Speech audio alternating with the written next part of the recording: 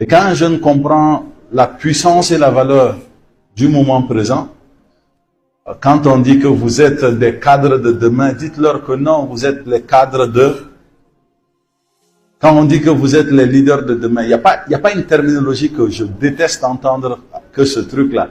Non, c'est les leaders de demain. Demain, c'est quel jour? Quand on sera samedi, demain, ce sera quel jour? Dimanche. Quand on sera dimanche, demain, ce sera quel jour?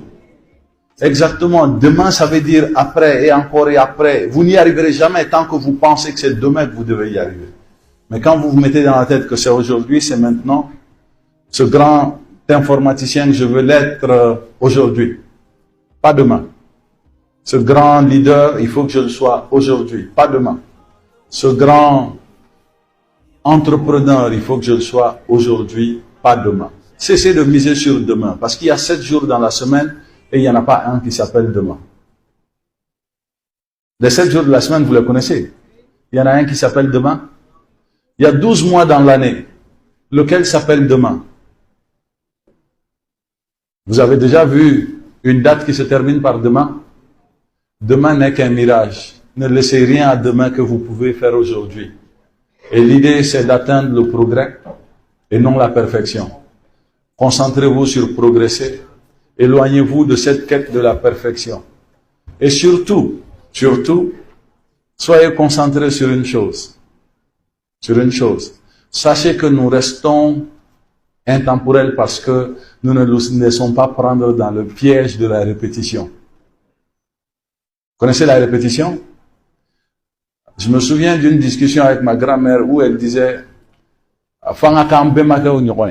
n'est-ce pas? Vous avez souvent entendu ça. Soyons comme Sundiata, soyons comme Babemba, soyons comme. Si je demande tout de suite dans cette salle qu'après Sundiata, qui était le roi du Mandé, l'empereur du Mandé, après Sundiata, combien de personnes connaissent son nom? Exactement.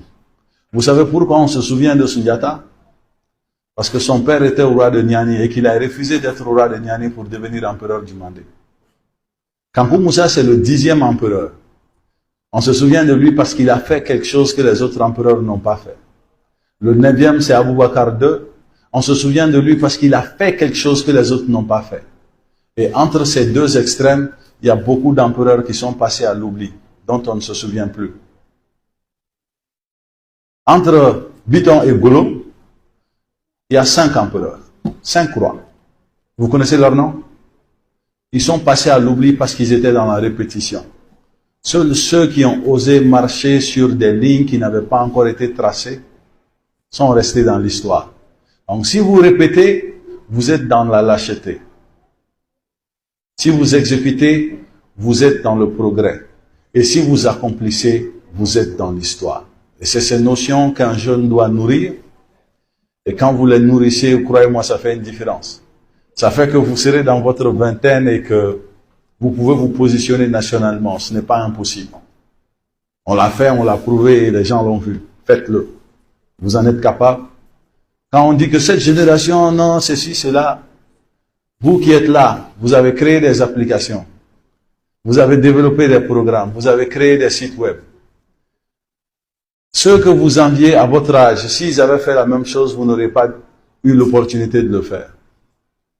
Souvenez-vous que vous êtes la génération la plus instruite et la plus efficace de Maliens. Et que la seule génération qui devra vous vaincre, c'est celle qui vous suivra. Et que ce n'est pas à vous de vaincre celle qui vous a précédé, car son rôle, c'est de faire de vous celle qui réussit. En ces mots, je me retire de la parole.